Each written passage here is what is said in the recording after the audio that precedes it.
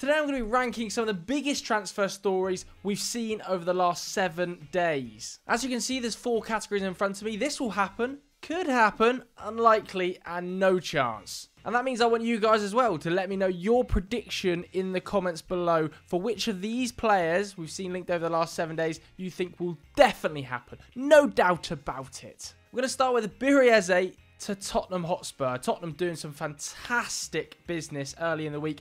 Archie Gray getting done at £40 million. Joe Rodon going in the opposite direction for £10 million. So it's basically a £30 million deal.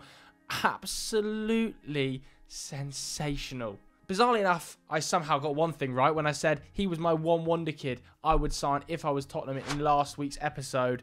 He's just so perfect for that Ange Postecoglou system, able to play in that defensive midfield position, able to offer cover for Porro. I almost think he might end up being like an 8, a shuttling 8. He's so good on the ball. But we're not here to talk about Archie. We're here to talk about another rumour, Zirkzee. And I think, again, this would be an excellent signing for Tottenham. Able to play and offer cover on the left wing, but also predominantly in the 10. We know James Maddison very rarely puts up 40 games a season. You're likely to get in the region of 20 to 25 games.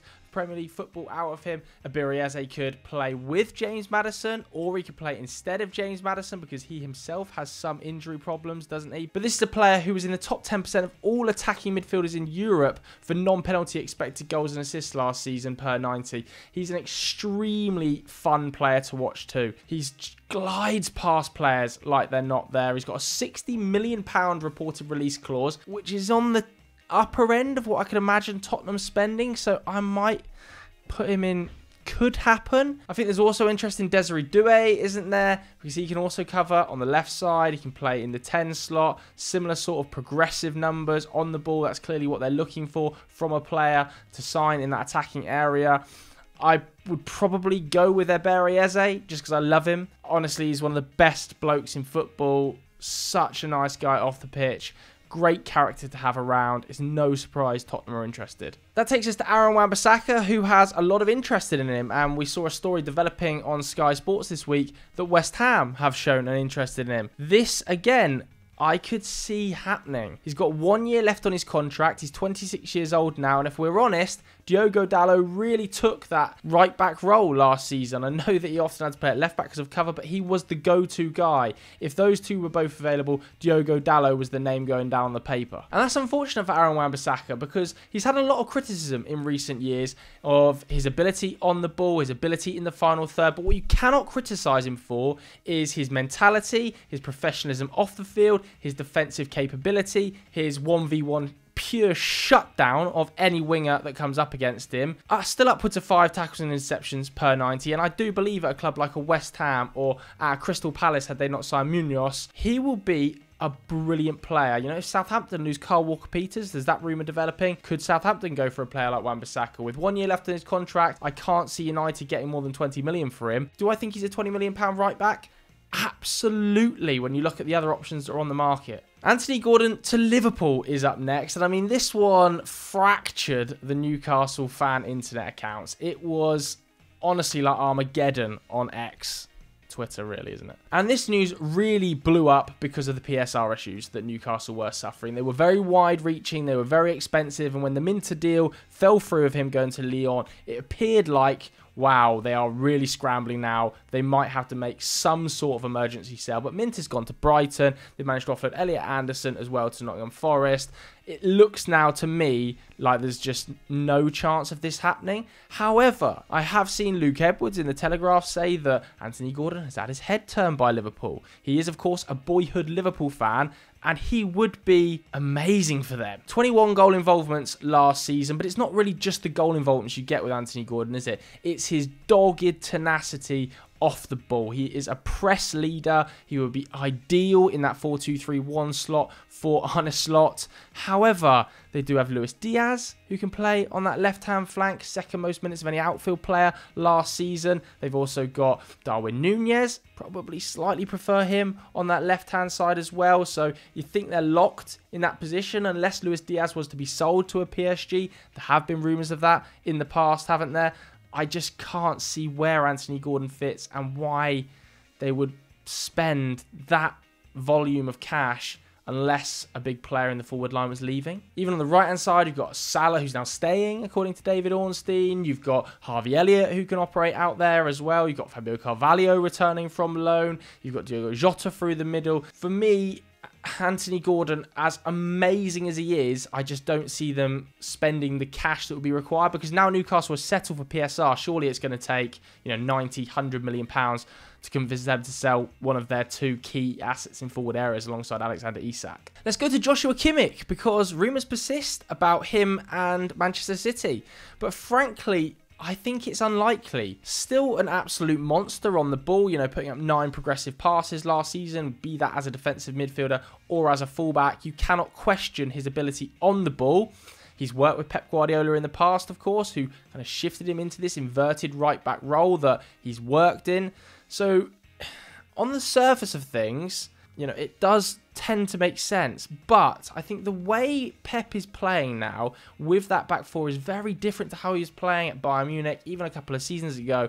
You're seeing 4 real defenders in there. At times, it's 4 centre-backs. Kyle Walker is effectively a centre-back in that system, isn't he? A cover with that pace outlet. I don't know whether he's using that inverted fullback of a Joao Cancelo, of a Joshua Kimmich, as much as he once was. It feels a lot more solid defensively, and I don't see City going out there and signing many 29-year-olds. Joshua Kimmich might only have 1 year left on his contract, but because of that, he's likely to be on big wages. He's approaching 30. I think it's unlikely. I just don't see it. What do you guys at home think? It would shock me. We're going on to Manchester United because Joshua Zirkzee is in the house. We really like Joshua Zirkzee on this channel, but he's not a classic number 9. He isn't a classic number 9. He is a false 9 at times. He's almost a 10. If you look at his out-and-out goal-scoring numbers, not a particularly heavy shot volume, not massive XG numbers. In fact, he's in the bottom 10% of strikers for his XG output per 90 last season. It's going to be really interesting to see where United and Ineos see Zirkzee's future. Is it alongside Højlund? Is it instead of Højlund? But as much as those questions remain, I still think at 23, it would be a really smart bit of business, and therefore it could happen. 23-year-old strikers with 40 million euro release clauses that have a ceiling level like Joshua Zirkzee aren't really on the market. When you look at the other striking options on the market for a similar fee, that 32, 33 million pound release clause, they don't exist. Zirkzee would offer a different profile to what United currently have in the team.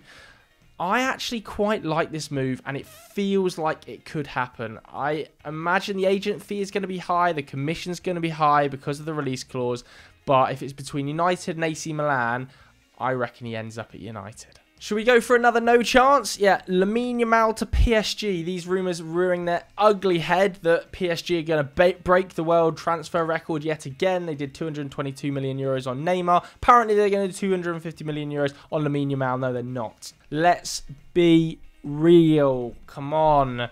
It's not happening, 250 million euros on a 16-year-old. We're talking about one of the best... I'm tempted to say it. Maybe the best 16-year-old footballer I've ever seen. Messi wasn't doing what Lamine Yamal is doing at 16. Cannot recall a player of this level at that age. My immediate thought is Wayne Rooney, Euro 2004 at 18, the domination he was showing. Lamine Yamal at 16 looks like maybe the best right winger in the world. He is physical. He works hard off the ball. In terms of tackles, interceptions, blocks, clearances, he's up in and amongst the top 5 to 10% of European wide men. But it's his creativity, it's his vision on the ball, how he moves. That sort of, he's almost got a trademark already where he fakes the cross and then crosses it off his left, loops over, and somebody can just tap it in on the 6-yard box. I just am astounded by how good he is. There's no way PSG can get hold of him from Barcelona. Surely. Whilst we're on the topic of PSG, let's talk Man Ugarte. Now, another one. I'm not saying I've predicted everything, but I've talked about Archie Gray last week, and probably a month, 6 weeks ago, I was talking about Ugarte being a really nice fit for Manchester United. Now it feels like Ugarte is United's #1 defensive midfield target, and I certainly think this is split opinion online. Look, he isn't the perfect 6 for United in terms of his on-the-ball ability. His pass progression numbers are not particularly high. He's never going to be the type of player like a Rodri. But you cannot deny his combativeness, his mentality, his defensive positioning. Absolutely superb. He's always in the right place. It's why he's putting up record numbers of tackles and interceptions in Ligue 1 and across Europe. They're N'Golo Kante numbers. I don't think he's N'Golo Kante. He doesn't have the pace or the energy necessarily of N'Golo Kante, but you can't deny that off the ball, he is a machine. On the ball, there's a lot of work to do. He keeps it quite safe. You know, big pass numbers in terms of volume and high levels of pass percentage completion, but none of them are particularly incisive. They're quite simple, and that's not the worst thing. He's only 23 years old. There's a lot of things he can improve in this game, and I don't think he is the right player for a Luis Enrique system where it's just ball retention. They're looking for a player like a Fabian Ruiz who's very tight on the ball, very incisive. Alongside him, Vitinha, similar type of players aren't really what Ugarte is. Now, some United fans are saying we need a player who can progress us from the first phase through the lines, but I think if you've got Lisandro Martinez and maybe a player we're going to talk about a little bit later at the back, you maybe don't need quite as much pass progression from your defensive midfielder. Again, it's going to come down to the system, but I really like Ugarte, and it does feel, because he's got a slightly cheaper fee, that one could happen too. Let's go to Amadou Onana, and the links this week are to Barcelona. I just personally don't see it. I think Everton are going to want a fairly big fee for Amadou Onana, probably in the region of 50 to 60 million pounds. If that's the case, Barcelona are not going to spend that on Amadou Onana. I don't think they can spend that on anyone. And if they do, maybe it'll be on a player like a Nico Williams, who we're going to discuss a little bit later. There's no doubt that Amadou Onana would love to go to Barcelona. He would probably go for a substantially lower wage than he would be asking for in the Premier League because it's Barcelona. But again, he's a player that splits opinion. Certainly there are those online and on social media that think he is a potential superstar, big ground coverer. I think he looks better in a ball possession dominant side. Certainly for Belgium, he looks better than he does for Everton. Better players around him maybe helps there as well. But there are still times when I watch him for Belgium where I'm a bit like, is he that £70 million player? Maybe he is. Again, this is what I want to hear from you guys at home, because Everton fans, let me know what you think. You won 10 games in the Premier League last season. He only started 2 or 3 of those, I think. Doesn't feel like he's had the impact Everton fans were really expecting him to have after that big signing. So yeah, I'm torn on it. But either way, I can't see him ending up at Barcelona. I could see him ending up maybe at Arsenal, or a team that wants a player a little bit more for their off-the-ball ability than their on-the-ball ability, but let's see. That brings us nicely to Xavi Simons, who we've spoken about a lot on this channel in Wonder Kid videos, in links to Arsenal, links to Manchester United. It looks like he's going to end up at Bayern Munich, and I think this one will happen. Quite why PSG want to sell him, I'm not too sure. It feels like something has gone on behind the scenes. There was that clip of Xavi Simons talking in the tunnel, wasn't there, to maybe Mbappe, and he kind of hinted or intimated that you know why I won't be here next season. Maybe something's gone on off the field. Either way, it feels like Bayern Munich's his most likely destination. Leipzig are still on the table, but Bayern Munich pushing hard under Vincent Kompany. Quite how he fits into the team, I'm not totally sure. You know, huge chance creation numbers, huge ball progression numbers, but almost in the similar sort of vibe to Musiala. So is it going to be a front three off of Kane of Musiala, Elise and Xavi Simons? Maybe. It's unbelievable. It's an unbelievable free to have. The options are outrageous. The goal scoring and creativity numbers are scary. But what does that then mean for Leroy Sané? Does he become a bench option? You know, not huge goal volume from him after the turn of the year, was it? I think just 1. So it wouldn't be a massive surprise. But if Bayern managed to get Xavi Simons on a loan with an option or an obligation to buy, it is one of the best bit of businesses this window. This guy's going to be a superstar. Next up, we got Calafiori to, Arsenal or Chelsea. 2 rumours here, head to head. He is the most beautiful man in football, isn't he? Like, he's so attractive. However, I don't quite get the Chelsea move. I know that Chelsea fans want him to play as a left back. That's where they see him playing, inverting in the Maresca system into the midfield, into the centre back role to offer cover there. But he has basically been a centre-back for the entirety of the season. I know he's floated out there at times and he's amazingly comfortable on the ball, as we've seen. But they've got Colwill and they've got Badiashile. Like, I don't want to put a total dampener on it because he's an amazing player and he's so talented. But with Colwill there, with Badiashile there, Chilwell still on the books and Cucurella still on the books, I don't see it. I think one of them's got to leave. So that brings us to Arsenal, who are apparently still looking for that left-sided centre-back, left-back hybrid option. Obviously, I think they should just use Jurriën Timber there, but he's not left-footed. They haven't quite found the solution. They've played at times Kivior there, Zinchenko there, Tomiyasu there, and they've all worked to a very decent standard for Arsenal. Arsenal's progression last season was massive. The defensive unit was the best in Europe at times, so I personally think they should just use Jurriën Timber there. He's that good. But if they are going to sign someone, maybe it's going to be Calafiori. He's definitely going to leave, as the club president has confirmed. And if he does, I could see it being to one of Chelsea or Arsenal. It's less likely he ends up at Juventus. I think they'd rather sell him abroad. So if that's the case, with those two on the table, I could see it happening. Okay, let's talk about Marcus Rashford and the links popping up this week with PSG. I still believe this is unlikely. United are going to be keen to keep him, surely. I know he had a real down season last year. Was it 7 Premier League goals? And he does go in these up and down patterns across his career where he has a really positive season, then he struggles the next season.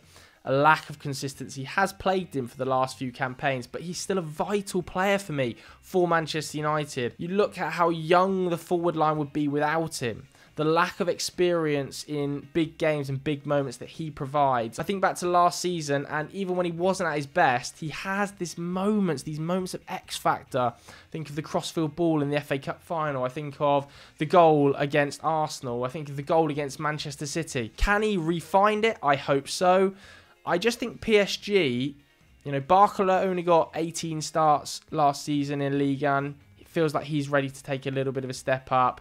There was interest there in 2022. There's no doubt about that. But with his signing the new contract, United are going to ask for a big fee coming off the back of an inconsistent season. Are PSG going to risk that? I think it's unlikely. Now, we spoke about Anthony Gordon potentially leaving Newcastle earlier, didn't we? Let's talk about Alexander Isak, another player there is just no chance. This one was links to Chelsea. Obviously, similar situation with Anthony Gordon when the Minter deal fell through. Felt like somebody mad might have to leave. Chelsea apparently inquired, tested the water, threw a few players in there. Newcastle were asking for 115 odd million pounds. I think now the PSR issues are resolved, you could add another 80 onto that. I just do not see Newcastle selling Isak for less than 150 million pound. Maybe moves the dial, but why would they sell for 100? Moises Caicedo went for 115 million pounds and he was pushing to go. Next up, we've got Adrien Rabiot to Liverpool.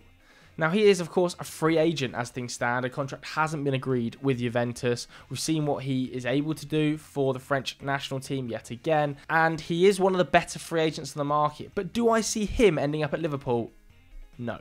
And there's a few reasons for this. I don't see Liverpool going out and signing 29-year-olds, to be honest with you, in this window. I know they did it with Endo last season, but with the baggage that comes with Rabiot, his mum, the massive wages, I don't see that being a goer. I also don't think tactically for this slot system, he's a particularly great fit. And the reason for that is he's not a defensive midfielder. He isn't a player who is going to just sit in front of the back four, cover the ground and play alongside a player like Dominic Szoboszlai. He is a great ball progressor and a fantastic dribbler, good player to watch, but his intensity at times, particularly in the press, is very visibly lacking. And I think Slot is going to want highly energetic young players that he can really come in and mould. The personality is an issue for me as well. There's just so many issues. I just do not see this one having a chance in hell. Next up, we've got Max Kilman to West Ham. And it looks like this one will happen. and I really like the deal. First and foremost, he's worked with Julian Lopetegui at Wolves. He'll then be working with him again at West Ham. I think there's definitely a need for another centre-back following the exits of Ogbonna and Kerrer, who has gone to Monaco. You look at the back line, and Zuma has had injury problems. Agerd has had injury problems, and he has the AFCON. Mavropanos can be a bit hit and miss. So another centre-back, I think, is required. The fee is large. Wolves reportedly want £45 million for him, but no surprise, he is the captain of the team. He's excellent on the ball, coming from that futsal background, and I just believe that his consistency, 37, 38 starts the last 2 seasons, would be key for West Ham. He feels a very West Ham player, isn't he? I love the fact as well that Maidenhead have a 20% sell-on clause here, so they are potentially going to cash in, £8 million, which would be massive for them. Final 2 names then, and let's start with Matthijs de Ligt to Manchester United. It rears its head again, doesn't it? 2019, I first remember tweeting about him joining Manchester United when he left Ajax. I thought he was the perfect player to come to Manchester United then, and I think he'd be an amazing option still now. I personally think he was pretty underrated in Italy. Honestly, it took him a little bit of time to find his feet. The first season, I can understand there was a lot of criticism. I think by the time he left, a lot of Juventus fans were annoyed he was being sold. He was a leader again amongst the back line. He had just come off the most minutes of any player in the Juventus squad. He was highly trusted. He'd just learnt from Bonucci and Chiellini and was sold quite shockingly to Bayern Munich at the time. He's actually been okay for Bayern. I know he's had his injury issues, and it has not helped him working with Thomas Tuchel, because Tuchel favoured Upamecano, he favoured Kim, and he favoured Dyer. But it's undeniable that Bayern Munich fans like him. Bayern Munich fans do not want the club to sell Matthijs de Ligt. We've seen the petition, we've seen the online chat. Bayern Munich fans, it's fair to say, think he has maybe the best positioning and out-and-out defensive nous of any centre-back at the club. Certainly believe he's the biggest leader in the back line, but think he's maybe lacking a little bit physically because of those injuries. Maybe he lacks a bit of speed. But at United, coming to work again under Erik ten Hag, there's a lot of positives. First and foremost, the rumour is he's going to take a wage cut. He's on massive wages at Bayern Munich, and if he was to join United, I believe he would have to take a wage cut because of our PSR issues. The fee is great. £45 million for Matthijs de Ligt in this market. He's 24 years old now, so he's still got room to grow. He is excellent on the ball. He's in the top 10% of progressive passes of any centre-back in Europe. Yes, he doesn't necessarily have blinding lights-out pace, but his positional sense and his defensive tenacity often gets him out of those troubles. He's played in high lines, so it's not like I keep seeing people online saying, oh, this is Harry Maguire situation. What a load of rubbish. He's played in such high defensive lines his entire career. It's not that at all. For me, this is just such a smart bit of business. United need a right-footed centre-back option following the exit of Varane. De Ligt and Martinez, I love that idea. I really like that idea. And people might say as well, it's another case of United and Erik ten Hag just signing from Ajax, ex-Ajax. Feels a little bit lazy, if I'm honest. He hasn't been at Ajax for, 5-6 years now. He's been pretty good, if not superb, in fits and starts at 2 of the biggest clubs in Europe. I actually think this one's going to happen, and I think he'll bloody love it. Let's finish up with Nico Williams then, who has just lit Euro 2024 alight, hasn't he, man? He's just been a joy to watch. And rumours persist of him and Arsenal. Now, do I see Nico Williams coming to Arsenal? Realistically, if I'm honest, I think it's unlikely. The only destination I can see Nico Williams ending up at is Barcelona. I know I spoke earlier about them not having massive amounts of money, but when you see Lamine Yamal and Nico Williams, what they're able to do for Spain, I'm convinced that Barcelona will be watching that very intently and saying, we could really replicate this at club level, build 2 of the best young wide talents out there that are Spanish on our books, €50 million release clause. And they are also the kind of club that can convince a player like Nico Williams to drop those wage requests. There are reports that he wants €300,000 a week from an Arsenal, from a Chelsea. Does he want those from Barcelona? I think Barcelona might be able to say to him, look, we want you so bad. I think he probably wants to join Barca, but you're going to have to take a bit of a lower wage. And if that's the case, he should just go there because he is amazing. such a beautiful footballer to watch. You know, he was at 0.44 assists per 90 last season. Big volume that. He's been amazing at the Euros. I'm always a bit reticent to sign players off the back of a major international tournament, but what he was able to do with Bilbao last season, win the Copa del Rey, put up the numbers he put up at his age with a release clause, go to Barca. Okay, so that was my tier list of transfer rumours we've seen over the past 7 days. Let me know what you think in the comments below. Which of these transfers is going to happen? I'm interested to hear.